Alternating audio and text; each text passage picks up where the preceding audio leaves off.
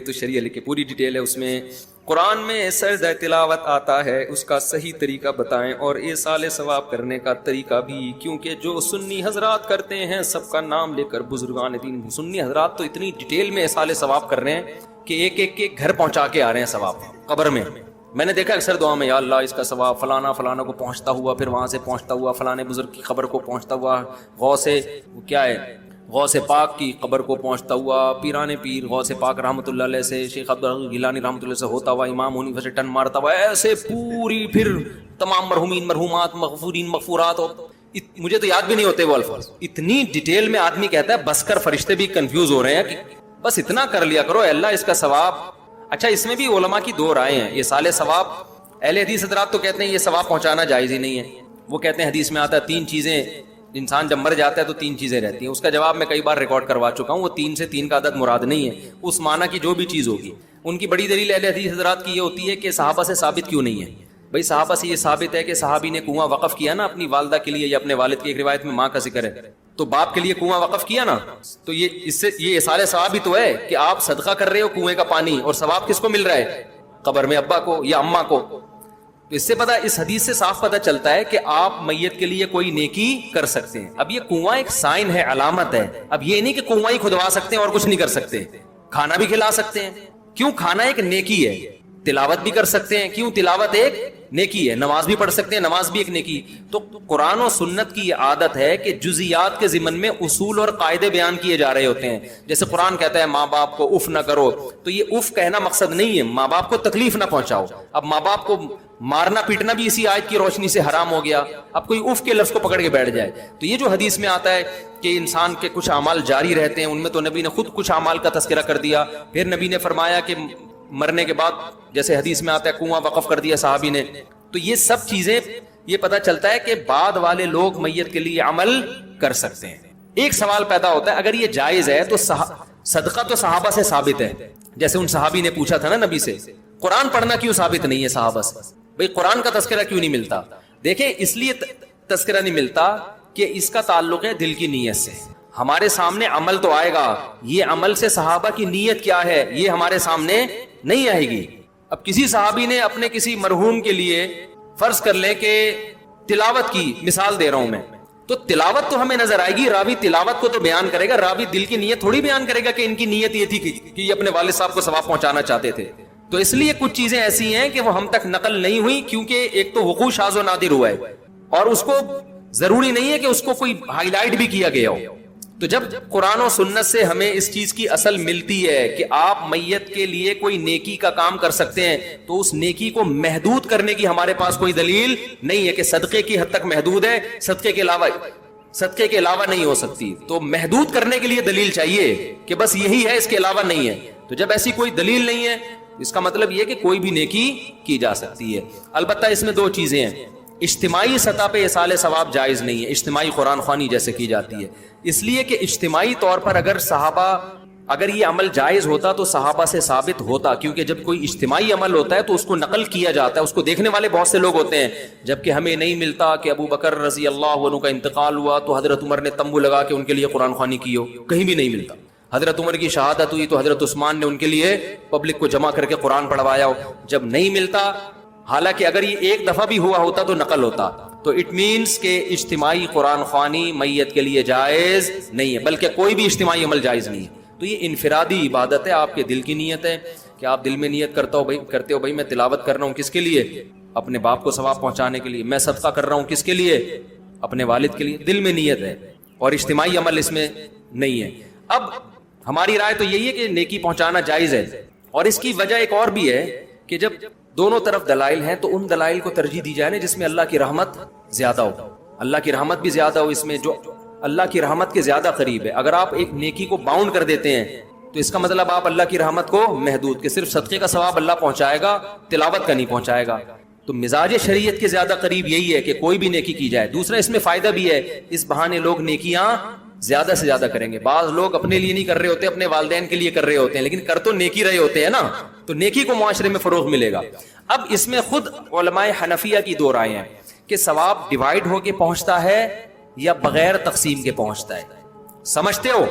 تو جن حضرات کی رائے یہ کہ تقسیم نہیں ہوتا, تو جب تقسیم نہیں ہوتا، تقسیم کا مطلب کم نہیں ہوتا، جتنا ثواب جس کو پہنچاؤ گے سب کو پورا پورا ملے گا، تو ان کے نزدیک تو پھر یہ ہے کہ بھائی پھر آدم علیہ السلام سے لے کے وہ پورا جو سیٹ اپ شروع ہوتا ہے ہمارا وہاں سے جو آج کل چل رہا ہے نا یہاں سے ہوتا ہوا، تو ان کو میں کہتا ہوں پھر اتنی ڈیٹیل کے بجائے ہول سیل کے حساب سے ثواب پہنچا دو، اللہ اس کا ثواب سب کو پہنچے. تو یہ آدھا گھنٹہ تو اسی میں لگا دیتے ہیں، وہ یہاں سے ٹن مارا، وہ جو میں نے ابھی ڈیٹیل شروع میں بتائی آپ کو. اور ایک علماء کی رائے یہ بھی ہے، یہ بھی بڑی مضبوط رائے ہے کہ یہ ثواب تقسیم ہوتا ہے. مثال کے طور پر آپ نے 500 روپے صدقہ کیے باپ کے لیے تو باپ کو پورے 500 کا ثواب ملے گا. اور اگر آپ نے کہا یہ میرے والدین کے لیے تو 250 صدقے کا ثواب ابا کو، 250 صدقے کا ثواب اماں کو.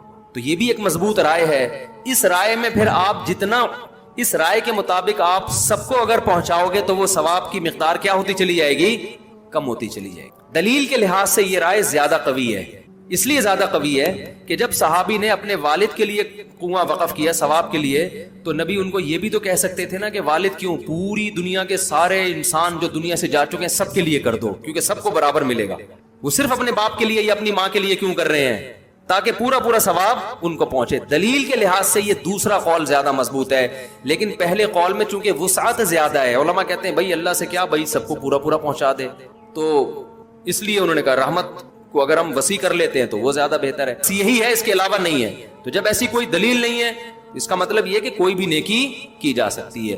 البتہ اس میں دو چیزیں ہیں. اجتماعی سطح پہ ایصال ثواب جائز نہیں ہے، اجتماعی قرآن خوانی جیسے کی جاتی ہے، اس لیے کہ اجتماعی طور پر اگر یہ عمل جائز ہوتا تو صحابہ سے ثابت ہوتا، کیونکہ جب کوئی اجتماعی عمل ہوتا ہے تو اس کو نقل کیا جاتا ہے، اس کو دیکھنے والے بہت سے لوگ ہوتے ہیں. جبکہ ہمیں نہیں ملتا کہ ابو بکر رضی اللہ عنہ کا انتقال ہوا تو حضرت عمر نے تمبو لگا کے ان کے لیے قرآن خوانی کی ہو، کہیں بھی نہیں ملتا. حضرت عمر کی شہادت ہوئی تو حضرت عثمان نے ان کے لیے پبلک کو جمع کر کے قرآن پڑھوایا ہو، جب نہیں ملتا. حالانکہ اگر یہ ایک دفعہ بھی ہوا ہوتا تو نقل ہوتا.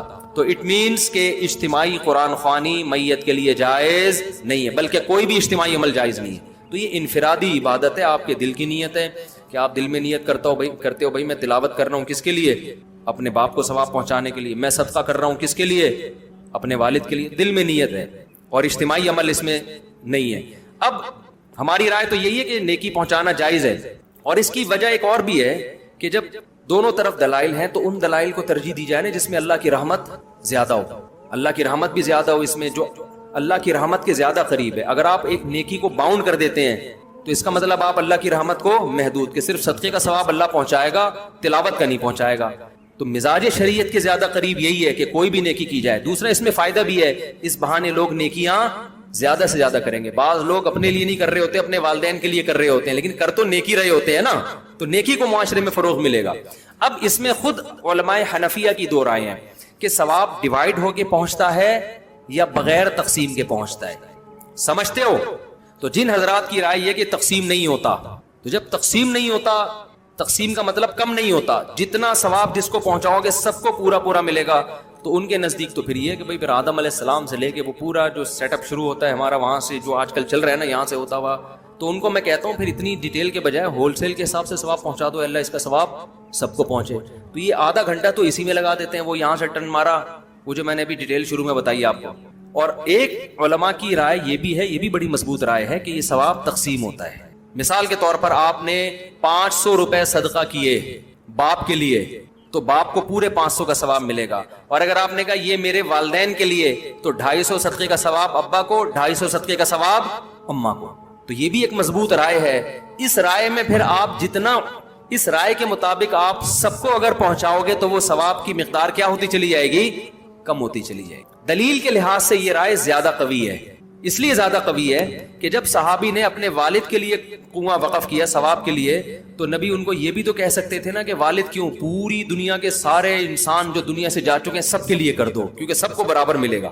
وہ صرف اپنے باپ کے لیے یا اپنی ماں کے لیے کیوں کر رہے ہیں؟ تاکہ پورا پورا ثواب ان کو پہنچے. دلیل کے لحاظ سے یہ دوسرا قول زیادہ مضبوط ہے، لیکن پہلے قول میں چونکہ وسعت زیادہ ہے، علماء کہتے ہیں بھائی اللہ سے کیا، بھائی سب کو پورا پورا پہنچا دے، تو اس لیے انہوں نے کہا رحمت کو اگر ہم وسیع کر لیتے ہیں تو وہ زیادہ بہتر ہے. یہی ہے، اس کے علاوہ نہیں ہے. تو جب ایسی کوئی دلیل نہیں ہے اس کا مطلب یہ کہ کوئی بھی نیکی کی جا سکتی ہے. البتہ اس میں دو چیزیں ہیں. اجتماعی سطح پہ ایصال ثواب جائز نہیں ہے، اجتماعی قرآن خوانی جیسے کی جاتی ہے، اس لیے کہ اجتماعی طور پر اگر یہ عمل جائز ہوتا تو صحابہ سے ثابت ہوتا، کیونکہ جب کوئی اجتماعی عمل ہوتا ہے تو اس کو نقل کیا جاتا ہے، اس کو دیکھنے والے بہت سے لوگ ہوتے ہیں، جبکہ ہمیں نہیں ملتا کہ ابو بکر رضی اللہ عنہ کا انتقال ہوا تو حضرت عمر نے تمبو لگا کے ان کے لیے قرآن خوانی کی ہو، کہیں بھی نہیں ملتا۔ حضرت عمر کی شہادت ہوئی تو حضرت عثمان نے ان کے لیے پبلک کو جمع کر کے قرآن پڑھوایا ہو، جب نہیں ملتا، حالانکہ اگر یہ ایک دفعہ بھی ہوا ہوتا تو نقل ہوتا، تو اٹ مینس کہ اجتماعی قرآن خوانی میت کے لیے جائز نہیں ہے، بلکہ کوئی بھی اجتماعی عمل جائز نہیں ہے۔ تو یہ انفرادی عبادت ہے، آپ کے دل کی نیت ہے کہ آپ دل میں نیت کرتے ہو بھائی میں تلاوت کر رہا ہوں کس کے لیے؟ اپنے باپ کو ثواب پہنچانے کے لیے۔ میں صدقہ کر رہا ہوں کس کے لیے؟ اپنے والد کے لیے۔ دل میں نیت ہے اور اجتماعی عمل اس میں نہیں ہے۔ اب ہماری رائے تو یہی ہے کہ نیکی پہنچانا جائز ہے، اور اس کی وجہ ایک اور بھی ہے کہ جب دونوں طرف دلائل ہیں تو ان دلائل کو ترجیح دی جائے نا جس میں اللہ کی رحمت زیادہ ہو، اللہ کی رحمت بھی زیادہ ہو، اس میں جو اللہ کی رحمت کے زیادہ قریب ہے۔ اگر آپ ایک نیکی کو باؤنڈ کر دیتے ہیں تو اس کا مطلب آپ اللہ کی رحمت کو محدود، کہ صرف صدقے کا ثواب اللہ پہنچائے گا، تلاوت کا نہیں پہنچائے گا۔ تو مزاج شریعت کے زیادہ قریب یہی ہے کہ کوئی بھی نیکی کی جائے۔ دوسرا اس میں فائدہ بھی ہے، اس بہانے لوگ نیکیاں زیادہ سے زیادہ کریں گے۔ بعض لوگ اپنے لیے نہیں کر رہے ہوتے، اپنے والدین کے لیے کر رہے ہوتے ہیں، لیکن کر تو نیکی رہے ہوتے ہیں نا، تو نیکی کو معاشرے میں فروغ ملے گا۔ اب اس میں خود علماء حنفیہ کی دو رائے ہیں کہ ثواب ڈیوائیڈ ہو کے پہنچتا ہے یا بغیر تقسیم کے پہنچتا ہے، سمجھتے ہو؟ تو جن حضرات کی رائے یہ کہ تقسیم نہیں ہوتا، تو جب تقسیم نہیں ہوتا، تقسیم کا مطلب کم نہیں ہوتا، جتنا ثواب جس کو پہنچاؤ گے سب کو پورا پورا ملے گا، تو ان کے نزدیک تو پھر یہ ہے کہ بھائی پھر آدم علیہ السلام سے لے کے وہ پورا جو سیٹ اپ شروع ہوتا ہے ہمارا وہاں سے جو آج کل چل رہا ہے نا یہاں سے ہوتا ہوا، تو ان کو میں کہتا ہوں پھر اتنی ڈیٹیل کے بجائے ہول سیل کے حساب سے ثواب پہنچا دو، اللہ اس کا ثواب سب کو پہنچے۔ تو یہ آدھا گھنٹہ تو اسی میں لگا دیتے ہیں، وہ یہاں سے ٹرن مارا، وہ جو میں نے ابھی ڈیٹیل شروع میں بتائی آپ کو۔ اور ایک علماء کی رائے یہ بھی ہے، یہ بھی بڑی مضبوط رائے ہے کہ یہ ثواب تقسیم ہوتا ہے۔ مثال کے طور پر آپ نے 500 روپے صدقہ کیے باپ کے لیے تو باپ کو پورے 500 کا ثواب ملے گا، اور اگر آپ نے کہا یہ میرے والدین کے لیے تو 250 صدقے کا ثواب ابا کو، 250 صدقے کا ثواب اماں کو۔ تو یہ بھی ایک مضبوط رائے ہے۔ اس رائے میں پھر آپ جتنا اس رائے کے مطابق آپ سب کو اگر پہنچاؤ گے تو وہ ثواب کی مقدار کیا ہوتی چلی جائے گی؟ کم ہوتی چلی جائے گی۔ دلیل کے لحاظ سے یہ رائے زیادہ قوی ہے، اس لیے زیادہ قوی ہے کہ جب صحابی نے اپنے والد کے لیے کنواں وقف کیا ثواب کے لیے، تو نبی ان کو یہ بھی تو کہہ سکتے تھے نا کہ والد کیوں، پوری دنیا کے سارے انسان جو دنیا سے جا چکے ہیں سب کے لیے کر دو، کیونکہ سب کو برابر ملے گا۔ وہ صرف اپنے باپ کے لیے یا اپنی ماں کے لیے کیوں کر رہے ہیں؟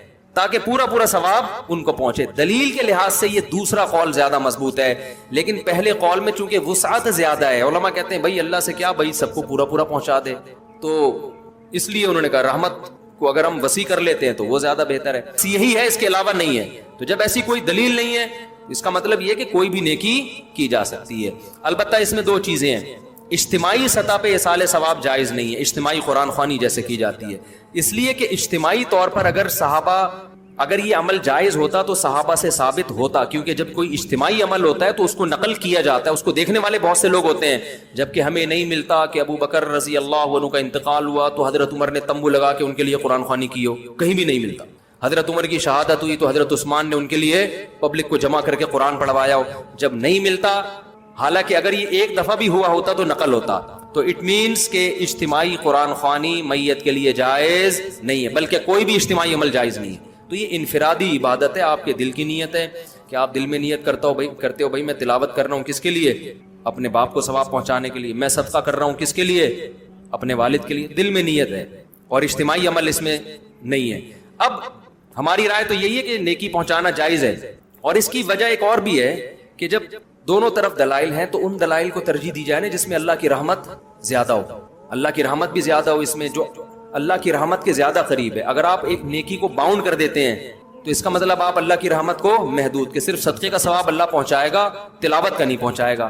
تو مزاج شریعت کے زیادہ قریب یہی ہے کہ کوئی بھی نیکی کی جائے۔ دوسرا اس میں فائدہ بھی ہے، اس بہانے لوگ نیکیاں زیادہ سے زیادہ کریں گے۔ بعض لوگ اپنے لیے نہیں کر رہے ہوتے، اپنے والدین کے لیے کر رہے ہوتے ہیں، لیکن کر تو نیکی رہے ہوتے ہیں نا، تو نیکی کو معاشرے میں فروغ ملے گا۔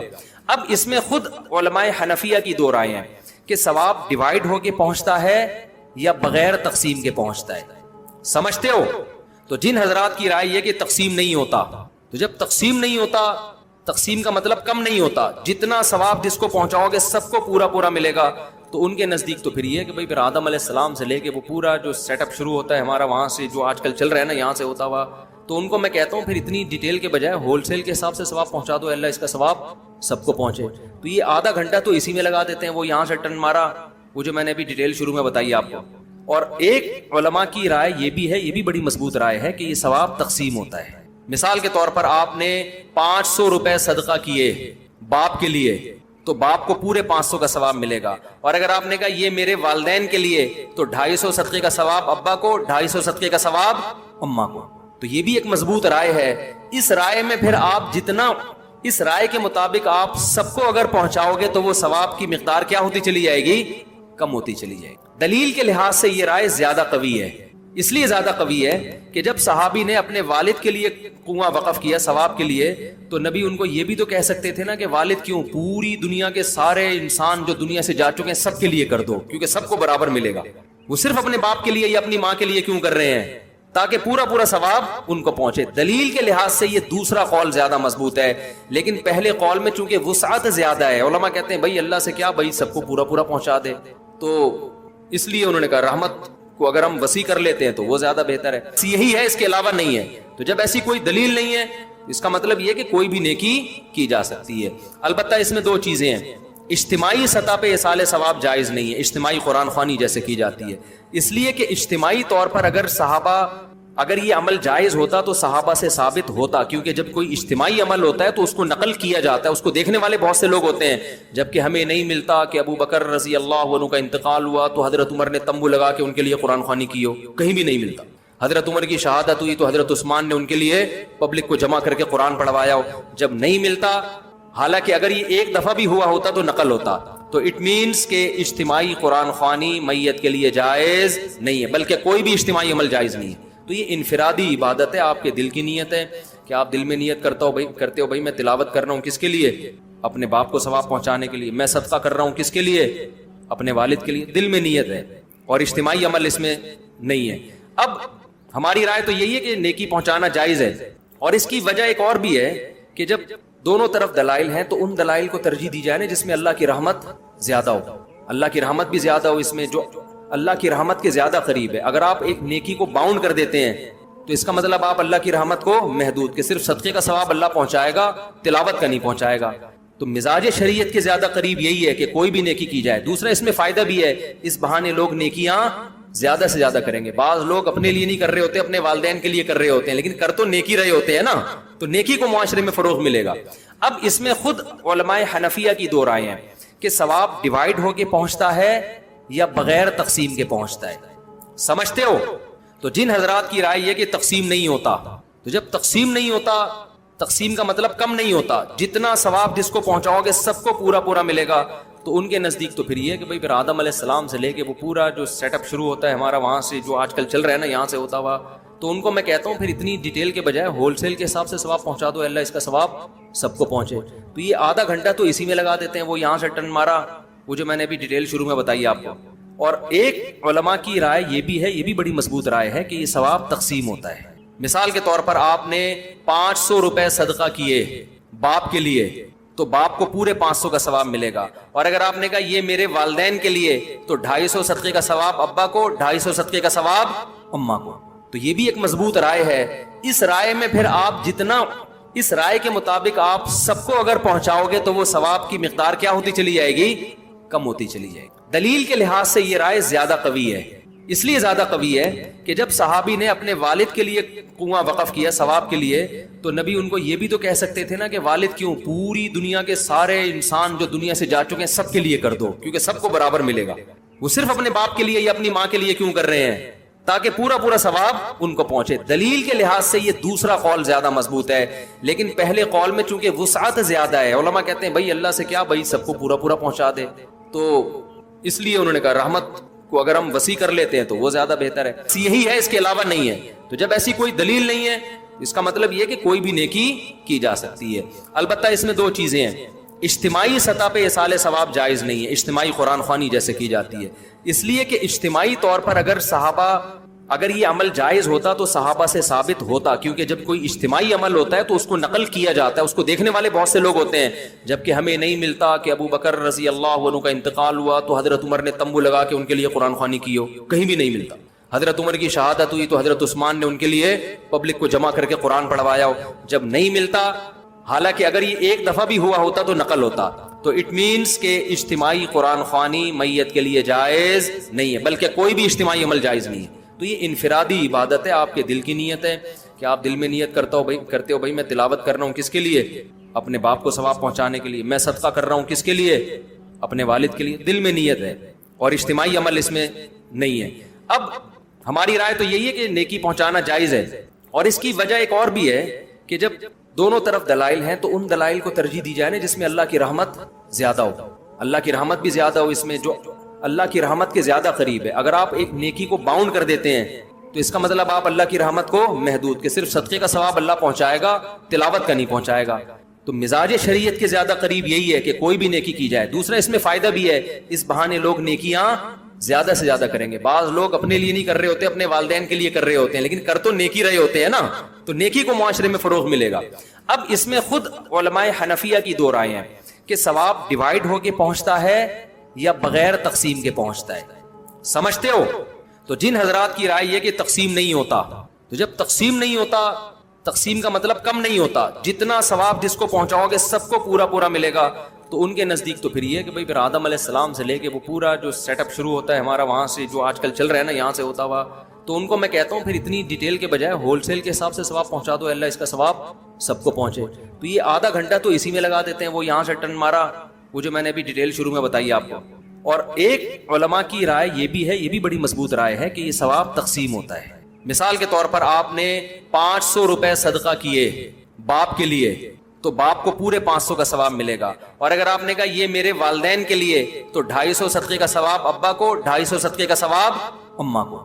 تو یہ بھی ایک مضبوط رائے ہے. اس رائے میں پھر آپ جتنا اس رائے کے مطابق آپ سب کو اگر پہنچاؤ گے تو وہ ثواب کی مقدار کیا ہوتی چلی جائے گی؟ کم ہوتی چلی جائے گی. دلیل کے لحاظ سے یہ رائے زیادہ قوی ہے.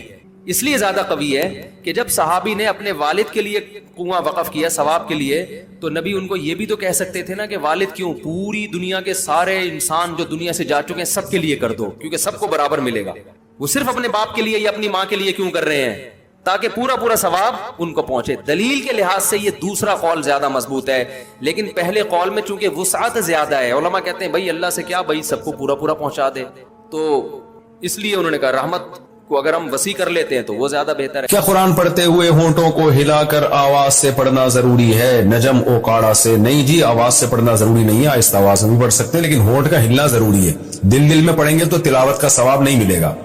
ہم نے دیکھا بعض لوگ نماز میں ایسے کھڑے ہوتے ہیں بالکل یوں، ان سے پوچھو بھائی آپ ثنا پڑھی، آپ نے سورہ فاتحہ پڑھی، قل اللہ پڑھی، رکوع کی تسبیح پڑھی؟ کہنے ہاں پڑھی ہے. تو پڑھی ہے تو منہ کیوں نہیں ہل رہا تھا؟ تو ظاہر ہے وہ دل میں پڑھ رہے تھے، اس سے نماز نہیں ہوتی. تو جو پروننسیشن ہے یا جو تلفظ ہے وہ تو پورا پراپر طریقے سے ادا ہونا چاہیے نا، تو وہی ادا نہیں ہو رہا، دل میں پڑھ رہے ہیں، تو پھر تلاوت کا ثواب بھی نہیں ملتا اور پھر نماز بھی نہیں ہوتی. ہاں امام کے پیچھے کھڑے ہوں تو وہ تو حدیث میں آتا ہے امام کی تلاوت مقتدی کے لیے کافی ہے، لیکن اس میں بھی رکوع سجود کی تسبیحات یا تحیات تو پڑھیں گے نا. وہ منہ بند کر کے کیسے پڑھ رہا ہے بندہ، سمجھ سے بالاتر ہے. تو آہستہ آواز سے پڑھیں لیکن تلفظ پورا ادا ہو، آواز نکلنا ضروری نہیں ہے. کیا ایک دن میں قرآن ختم کر سکتے ہیں؟ دانیال میرپور خاص سے. دیکھیں صحیح احادیث میں اس کی ممانعت ہے، 3 دن میں قرآن ختم کرنے کی، 7 دن میں قرآن ختم کرنے کی، 1 دن میں قرآن ختم کرنے کی ممانعت ہے. تو اس سے آج ہمارے ہاں بعض لوگ، بعض اسکالرز جو ہیں، چونکہ وہ فقہ اور تو پڑھا ہوا نہیں ہوتا، انہوں نے پراپر وے میں علم حاصل نہیں کیا ہوتا، تو بس جب بھی ان کو کوئی بتایا جائے کہ فلاں بزرگ 3 دن میں قرآن ختم کر لیتے ہیں تو فوراً فتویٰ لگا دیتے ہیں کہ حدیث میں تو مخالفت ہے، ممانعت ہے، اور یہ 3 دن میں قرآن ختم کر رہے ہیں. تو خوب سمجھ لیں صحابہ، تابعین، تبع تابعین، محدثین میں بہت سارے حضرات، امام شافعی رحمہ اللہ، حضرت عثمان رضی اللہ عنہ، بہت سارے حضرات سے، امام ابو حنیفہ رحمۃ اللہ علیہ، ان سب سے ثابت ہے کہ بعض ایک رات میں قرآن ختم کر لیا کرتے تھے، اور رمضان میں تو بہت زیادہ یہ لوگ تلاوت کیا کرتے تھے. تو کسی بھی حدیث کا مفہوم جو ہے وہ محققین سے پوچھا جائے گا. تو محققین کہتے ہیں کہ اس حدیث کا مفہوم یہ ہے کہ عام طور پر 3 دن میں یا 1 دن میں قرآن جو ختم کرتا ہے وہ انتہائی اسپیڈ کے ساتھ کرتا ہے، قرآن کو سمجھتا نہیں ہے، قرآن کا حق ادا نہیں کرتا، اس لیے نبی صلی اللہ علیہ وسلم نے منع فرمایا. تو عام لوگوں کا یہی حکم ہے لیکن بعض لوگوں کو اللہ نے غیر معمولی صلاحیت دی ہوتی ہے. جیسے حضرت عثمان رضی اللہ تعالیٰ عنہ کے بارے میں حضرت عمر نے ایک دفعہ آپ کی طرف اشارہ کر کے فرمایا کہ مجھے اس شخص سے محبت کیوں نہ ہو, یہ وتر کی ایک رکعت میں پورا قرآن ختم کر دیتے ہیں. یعنی 3 رکعت وتر میں سے جو ایک رکعت ہے نا, اس میں پورا قرآن ختم کر دیتے ہیں یہ حجر اسود کے سامنے کھڑے ہو کر. تو ایسے بہت سارے واقعات ہیں اسلاف کے. تو حضرت عمر نے تو نہیں فرمایا کہ غلط کرتے ہیں, یا اور اس طرح کے خود امام بخاری سے ایسی ان کی عبادت کی کثرت منقول ہے. تو بعض لوگوں کو اللہ تعالیٰ نے غیر معمولی صلاحیت دی ہے, وہ ایک رات میں بھی سمجھ کے قرآن ختم کر لیتے ہیں, وہ ایک دن میں بھی قرآن کو سمجھ کے ختم کر لیتے ہیں, ان کے اندر غیر معمولی صلاحیت ہوتی ہے. تو ان لوگوں کے لیے یہ حدیث نہیں ہے. اور بعض لوگوں کے طور پر بطور کرامت کے اللہ تعالیٰ وقت کو لمبا کر دیتے ہیں. ایسے بھی بزرگوں کے بہت واقعات ہیں کہ کرامت کے طور پر اللہ نے ان کے ایک دن کو لمبا کر دیا. تو کرامت اللہ کی ایک قدرت ہے, اللہ تعالیٰ کسی کے حق میں بھی کچھ بھی کر سکتے ہیں. تو بہت سارے یہ واقعات مستند ذرائع سے ثابت ہیں. اس لیے عام لوگوں کے لیے تو یہی حکم ہے کہ اتنی اسپیڈ میں نہ پڑھیں, وہ کہ سمجھ ہی نہ آئے کیا کر رہے ہیں, اور پھر دماغ بھی انسان کا خراب ہونے لگتا ہے اس سے. تو عام لوگوں کے لیے یہی حکم ہے. لیکن اللہ نے کسی کو غیر معمولی صلاحیت دی ہو, قرآن سے غیر معمولی محبت ہو اس کو, تو پھر اس کے لیے جائز ہے.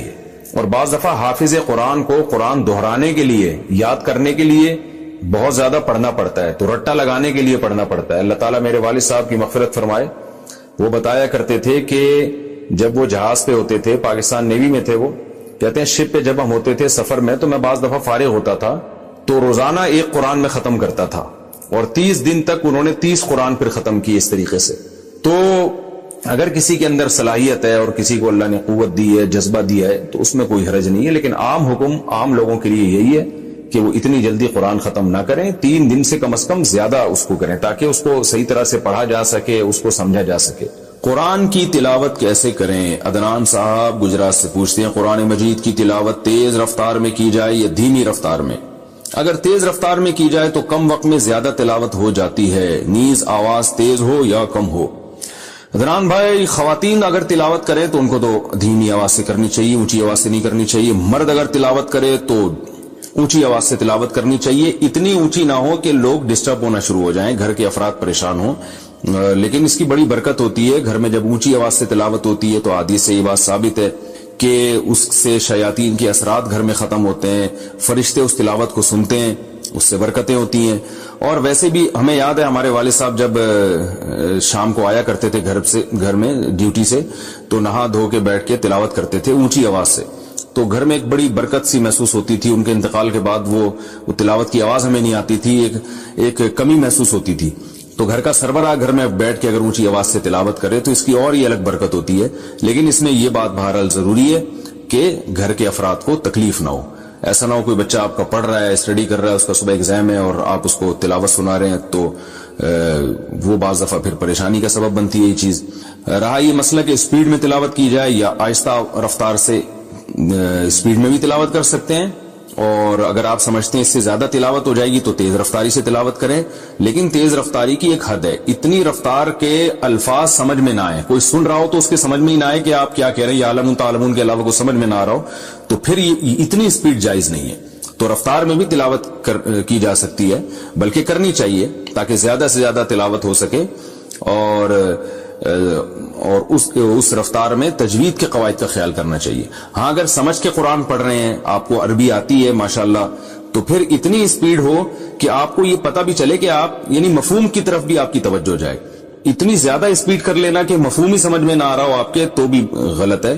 تو اگر قرآن سمجھ کے پڑھیں گے تو پھر اتنی رفتار ہونی چاہیے کہ آپ کو ایک ایک آیت پہ غور کرنے کا موقع ملے. نماز کے ممنوع اوقات کون کون سے ہیں؟ نفل نماز کے ممنوع اوقات کون کون سے ہیں؟ طاہر انصاری فرانس سے. دیکھیں, نماز کے جو ممنوع اوقات ہیں, ایک تو یہ ہے کہ سورج کا ذرا سا کنارہ نکل جائے, یعنی جب فجر کی نماز قضا ہوتی ہے نا, جس ٹائم پہ سورج ذرا سا نکل جائے تو اب مکروہ وقت شروع ہو گیا, جب تک کہ وہ ایک نیزے تک نہیں پہنچ جاتا, یعنی اتنا بلند نہ ہو جائے کہ اس کی میں جو ہے نا تھوڑی سی چمک پیدا ہو جائے. جو پاکستان اور ہندوستان میں تقریباً 15 سے 20 منٹ کا ٹائم ہوتا ہے یہ, اور دوسرے ملکوں میں زیادہ بھی ہو سکتا ہے, ناروے میں ہو سکتا ہے بہت ہی زیادہ ہو, لیکن وہاں کے حکام الگ ہیں. تو یعنی سورج میں تھوڑی سی تیزی پیدا ہو جائے تو اس وقت پھر آپ نماز پڑھ سکتے ہیں. دوسرا مکروہ وقت ہے جب سورج بالکل سر پہ پہنچ جائے, جس کو زوال کا وقت کہتے ہیں، تو یہ تقریباً 10 منٹ کا ہے. یعنی اگر ٹائم لکھا ہے نا زوال کا وقت 12:30 تو سمجھ لیں کہ 12:25 سے 12:35 تک مکروہ وقت ہے، یعنی 5 منٹ پہلے اور 5 منٹ بعد میں.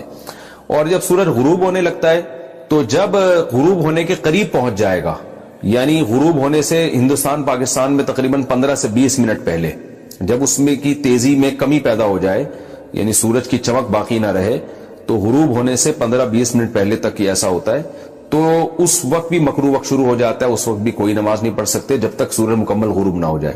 البتہ اس دن کی عصر اگر نہ پڑی ہو تو پھر پڑھیں گے آپ، کیونکہ عصر کا وقت باقی رہتا ہے. اگرچہ مکروہ ہے عصر کو اتنی دیر تک تاخیر کرنا، گناہ ہے، لیکن بہرحال وہ والی عصر آپ کو پڑھنی پڑے گی اس دن کی، اس کے علاوہ کوئی نماز نہیں پڑھ سکتے آپ.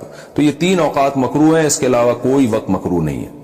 زوال کے وقت قرآن پڑھنا، کیا زوال کے وقت قرآن پڑھ سکتے ہیں؟ زیبا گل لندن سے، جی ہاں پڑھ سکتے ہیں. اچھا بھائی، ظہر میں عصر کی نیت کر لی تو کیا حکم ہے؟ میں ظہر کی نماز پڑھنے جا رہا تھا لیکن نیت باندھتے وقت میں نے عصر کا لفظ بول دیا، تو کیا میری نماز ہو جائے گی یا نہیں؟ توفیق احمد لدھیانہ انڈیا سے. دیکھیں، آپ ظہر پڑھنے جا رہے تھے، دل میں آپ کے ظہر تھی، اگر آپ نے زبان سے عصر بول دیا لیکن دل میں ظہر ہی تھی تو آپ کی ظہر ہی کی نماز ہوگی. زبان کا اعتبار نہیں ہے، دل کی نیت کا اعتبار ہے. لیکن جب آپ نے زبان سے عصر بولا تو دل میں بھی آپ کے عصر تھا، تو پھر ظہر کی نماز آپ کی نہیں ہوئی. عصر کی بھی نہیں ہوئی کیونکہ عصر کا ٹائم ہی شروع نہیں ہوا تھا، اور ظہر کی ویسے ہی نہیں ہوئی کیونکہ آپ نے نیت عصر کی ہے. تو زبان کو نہیں دیکھا جائے گا، دل میں آپ کے کیا تھا یہ دیکھا جائے گا. نام رکھنے سے پہلے عقیقہ کرنا. اگر کسی کے ہاں بچے کی پیدائش ہوئی اور اس نے بچے کا نام ابھی فائنل نہیں کیا تھا کہ 4-5 دن میں عقیقہ کر لیا، تو کیا بغیر نام رکھے عقیقہ صحیح ہو جائے گا؟ بلال انصاری انڈیا سے. جی ہاں صحیح ہو جائے گا. عقیقے کے لیے بچے کا نام رکھنا پہلے سے یہ ضروری نہیں ہے. رنگ ٹون پر گانا سننے کا کیا گناہ ہوگا؟ جب ہم کسی کو کال ملاتے ہیں تو بعض دفعہ رنگ ٹون پر گانا لگا ہوتا ہے، تو کال کرنے والے کو گانا سننے کا گناہ تو نہیں ملے گا؟ ساجد صاحب انڈیا سے. نہیں جی، گانا سننے کا گناہ نہیں ملے گا. وہ سن تھوڑی رہا ہے، وہ تو کال ملا رہا ہے، وہ تو خود بخود ایک کان میں آ رہا ہے. تو آپ غور نہ لگائیں، اس پہ دھیان نہ دیں، اس سے لذت حاصل نہ کریں. تو اگر آپ نے جان کر دھیان لگایا، اس سے لذت حاصل کرنا شروع کر دی، پھر گانا سننے کا گناہ ہوگا. تو ویسے رنگ ٹون پہ گانے نہیں لگانے چاہیے، یہ غلط کرتے ہیں لوگ. کون سے رشتہ داروں سے پردہ ہے؟ پردے کے بارے میں بتا دیں کہ مرد کو کون کون سے رشتہ داروں سے پردہ کرنا چاہیے، اسی طرح عورت کو کون کون سے رشتہ داروں سے پردہ کرنا چاہیے، تفصیل سے بتا دیں. ساجد صاحب انڈیا سے. بھائی، مرد کو کون کون سے رشتہ داروں سے پردہ کرنا چاہیے، یہ سوال ہی غلط ہے، کیونکہ پردہ عورت کا پر فرض ہے، مرد پہ فرض نہیں ہے. پردہ عورت کرتی ہے، مرد نہیں کرتا. مرد کو تو یہ کہ کسی غیر محرم کو تاڑ کے نہ دیکھے اور بری نیت سے نہ دیکھے، تو یہ ہے مرد پر احتیاط لازم ہے. عورت پر یہ ہے کہ وہ پردہ کرے گی، وہ مرد کے سامنے آنے سے احتراز کرے گی، وہ اپنی باڈی کو، اپنے چہرے کو چھپائے گی، جو جوان عورت ہے. تو اب کون سی یہ اس عورتیں ہیں جن پر، یعنی عورتوں پر اپنے کن رشتہ داروں سے پردہ فرض ہے؟ تو اللہ نے سورہ حجاب میں اور سورہ نور میں اس کی پوری تفصیل بیان کی ہے. یعنی پردہ وہ حکم ہے کہ محرم اور نامحرم کو بہت ڈیٹیل سے اللہ نے ایکسپلین کیا ہے سورہ نور میں اور سورہ احزاب میں. تو لا جناح علیہن فی آبائہن ولا ابنائہن، یہ پوری آیتیں. ولا يبدين زينتهن الا لبعولتهن او ابائهن او اباء بعولتهن او ابنائهن او ابناء بعولتهن او اخوانهن او بني اخوانهن او بني اخواتهن، یہ پوری اللہ نے سورہ نور میں ڈیٹیل بیان کی ہے. تو اس کا حاصل میں آپ کو بیان کر دیتا ہوں کہ عورت پر پردہ جن سے فرض نہیں ہے، وہ جب پتہ چل جائیں گے تو ظاہر ہے اس کے علاوہ جتنے مرد ہیں سب سے پردہ فرض ہے، کیونکہ جن سے فرض ہے نا، جن سے پردہ، ان کی تعداد زیادہ ہے، تو ان کو نہیں قرآن نے بیان کیا. وہ تو بہت زیادہ کروڑوں اربوں لوگ ہیں جن سے عورت پہ پردہ فرض ہے. تو وہ تمام لوگ جن سے پردہ فرض نہیں ہے ان کو اللہ نے بیان کیا کہ بس ان سے نہیں ہے، ان کے علاوہ سب سے. تو باپ دادا، اسی طرح نانا اور پرنانا، یہ جتنے بھی اصول ہوتے ہیں ان سے عورت پہ پردہ فرض نہیں ہے. اسی طرح اپنا بیٹا، بیٹی، پھر بیٹی کا بیٹا، بیٹے کا بیٹا، جس کو فرو کہتے ہیں، یعنی آپ کی اولادیں، پوتے نواسے، سب ان سے بھی پردہ فرض نہیں ہے. اسی طرح اپنے سگے بھائیوں سے یا سوتیلے بھائی جو باپ شریک یا ماں شریک ہوں، ان سے بھی پردہ فرض نہیں ہے. پھر سوتیلے بھائیوں کے بچے، پھر ان کے بچوں کے بچے، کسی سے بھی پردہ فرض نہیں ہے. پھر بہنوں کے بچے، جس کو بھانجا کہا جاتا ہے، بھانجوں سے بھی پردہ فرض نہیں ہے، چاہے سگی بہن ہو چاہے سوتیلی بہن ہو. سوتیلی کا مطلب باپ یا ماں دونوں کی ایک ہو، یعنی عورت کی جو بہن ہے تو اس بہن کی یہ ماں شریک بہن ہو یا باپ شریک بہن ہو، یا دونوں شریک بہن ہو تو تینوں قسم کی بہنیں اس میں داخل ہیں. Thanks for watching. Don't forget to like, comment, share and subscribe to Mufti Tariq Masood, famous scholar. دیکھو ربیع الاول کے بارے میں لوگ اکثر ایک سوال پوچھتے ہیں کہ عید میلاد النبی منانا، اس میں جشن کرنا، نبی صلی اللہ علیہ وسلم کی آمد پہ خوشی منانا، یہ اسلام میں کیسا ہے؟ ہم رسول اللہ صلی اللہ علیہ وسلم کی سیرت دیکھتے ہیں. پہلی بات تو یہ کہ 12 ربیع الاول نبی کا یوم ولادت ہے، اس پر کوئی صحیح روایت موجود نہیں ہے. اگر ہے تو بھائی کوئی دکھا دے، بھائی یہ روایت ہے، اس کے یہ راوی ہیں، سارے ثقہ راوی ہیں. ایسی کوئی روایت موجود نہیں ہے، اور اس کی وجہ یہی ہے کہ اللہ تعالیٰ نے اپنے نبی کی ولادت کے دن کو امت سے چھپا لیا ہے تاکہ اس میں خرافات نہ، کیونکہ پچھلی امتوں نے کیا نا اپنے انبیاء کی ولادتوں کے دن کے ساتھ.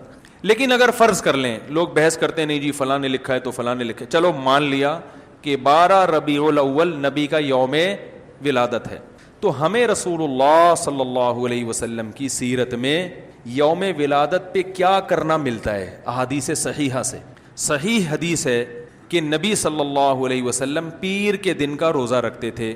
صحابہ نے پوچھا کیوں؟ آپ نے فرمایا یہ میرا یوم ولادت، پیر کو آپ پیدا ہوئے. اب دیکھو پیر کو نبی نے روزہ رکھ کے یہ بتا دیا کہ اس میں عید کا تصور نہیں ہے، کیونکہ عید اور روزہ جمع بولنا پڑے گا آپ لوگوں کو، جمع نہیں ہو سکتی. اب اس کو سیلیبریٹ نہیں کیا جا سکتا. جس دن روزہ ہو جائے گا نا، اب وہ سیلیبریٹ کرنا اس کو ممکن ہے ہی نہیں، اس میں جشن کا تصور ہی ختم ہو گیا. جو ہماری عیدیں ہیں ان میں روزہ رکھنا جائز ہے. عید الفطر کو کوئی روزہ رکھے؟ بولو بھائی. اگر جس دن روزہ رکھا وہ عید نہیں ہو سکتی، جو عید ہے وہ روزے کا دن. کیا خیال ہے؟ عید اور روزہ ایک دوسرے کے کیا ہیں؟ اپوزٹ. کیونکہ عید ایک خوشی کا دن ہے اور اس کو سیلیبریٹ کرنا ہے. تو سیلیبریٹ جو کیا جاتا ہے کھا پی کے کیا جاتا ہے یا بھوکا رہ کے کیا جاتا ہے؟ دیکھو آپ کے بچے کا امتحان میں پاس ہو گیا اچھے نمبروں سے، بہت خوش ہیں آپ نے تمام رشتہ داروں کو فون کیا، بھائی میرا بچہ 100 نمبروں سے پاس ہوا ہے، میں بہت خوش ہوں اور میں اب جشن مناؤں گا، ایک سیلیبریٹ کروں گا اس کو. بھائی کیسے کریں گے؟ بھائی آپ تمام لوگوں سے گزارش ہے کہ صبح کا ناشتہ بھی چھوڑ دیں اور کل دوپہر کا کھانا بھی چھوڑ دیں.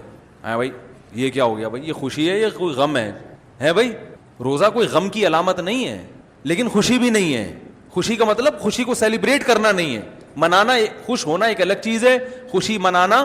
بھائی خوش ہونے پر تو ہم بھی کوئی پابندی نہیں لگا رہے کہ آپ 12 ربیع کو خوش ہو جائیں. مسئلہ ہے خوشی منانا. منانے کا صرف عید کو خوش ہونے پر کبھی بھی نہیں منائی جائے گی، صرف عید کے دن یا کوئی خوش یعنی یہ کوئی کھانا کھلا کے. تو آپ کے بچہ 100 نمبروں سے پاس ہوا، آپ نے کہا کہ ہم خوشی منائیں گے. بھائی کیسے منائیں گے؟ آپ بھی کھانا چھوڑ دیں اور ہم بھی کھانا لے. بھائی وہ کہیں گے بھائی پہلے ہم اس طرح تو ہوگا کہ آج ہم زیادہ کھائیں گے، اس طرح تو منائی جاتی ہے. تو یہ بات سمجھ میں آ گئی. دوسری بات، دوسری دلیل، جمعے کا دن بھی چھوٹی عید ہے نا، اس کو بھی عید کہا گیا ہے روایتوں میں.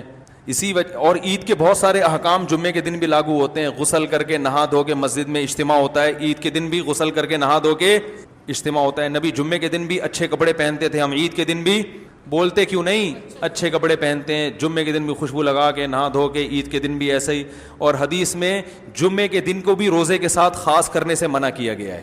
لا تختصوا لیلۃ الجمعۃ بصلاۃ ولا یوم الجمعۃ بصوم. حدیث میں آتا ہے جمعے کی جو رات ہے اس کو عبادت کے ساتھ خاص مت کرو اور جمعے کے دن کو روزے کے ساتھ خاص مت. جمعے کو روزہ رکھنا کوئی اضافی فضیلت نہیں ہے. ویسے جائز ہے روزہ رکھنا کہ آپ کی چھٹی جمعے کو ہوتی ہے اس لیے رکھ لیا تو ایک الگ بات ہے، لیکن اس کو خاص فضیلت دے کے رکھنا تو یہ مکمل عید تو نہیں ہے. اس میں عید کا لک بہرحال بولو بھائی ہے. خطبہ بھی ہے، جیسے عیدین میں خطبہ بھی ہوتا ہے، 2 رکعتیں ہیں، عیدین میں بھی 2 رکعت، تو لک ہے اس میں. اب ذرا ٹیکنیکل پوائنٹ کو سمجھیے گا آپ لوگ. یہودی سب سے پرانی قوم ہے، ان کے لیے جو مقدس دن تھا وہ کون سا تھا؟ ہفتہ، اور وہی ان کی چھوٹی عید تھا. سب سمجھ رہے ہیں نا، اسی میں وہ اجتماع کرتے تھے. عیسائی اس کے بعد آئے، ان کے لیے کون سا ہوا؟ اتوار کو، جو ہفتے کے بعد ہے. مسلمان ان کے بھی بعد آئے، تو ہمارے لیے کون سا ہونا چاہیے تھا؟ پیر. اور یہ یوم ولادت بھی تھا تو اس کو تو زیادہ فضیلت ہونی چاہیے تھی نا بھائی، عقلی لحاظ سے بھی اور جو حکمت ہے اس کے لحاظ سے بھی. عقلی لحاظ سے اس لیے کہ وہ پہلے تھے تو ہفتہ، پھر اس کے بعد اتوار، تو اب ہمارے لیے پیر. اور اس لیے بھی کہ نبی کا یوم ولادت ہے تو یہ بطریق اولا پیر کے دن کو فضیلت ملنی چاہیے تھی. کیونکہ وہ نبی کا یوم ولادت ہے. لیکن چونکہ اس میں عید کا کانسیپٹ ہے نا, اس لیے پیر کا نہیں ہوا, بلکہ ریورس کر کے کہاں لے گئے, جمعے کی طرف.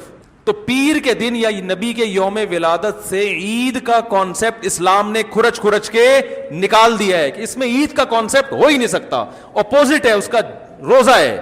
بات آ رہی ہے سمجھ میں؟ تو اس لیے 12 ربیع الاول اگر نبی کا یوم ولادت ہے بھی تو بہت کچھ بھی اگر کرنا ہے تو روزہ رکھنا, ہم تو اس کے بھی قائل نہیں ہیں روزے رکھنے کے, کیونکہ نبی نے پیر کا رکھا ہے, 12 ربیع الاول کا نہیں رکھا. لیکن اگر آپ کو کھینچ تان کے کچھ نہ کچھ ثابت کرنا ہی ہے تو آپ اس دن کو روزے کا تو قرار دے سکتے ہیں.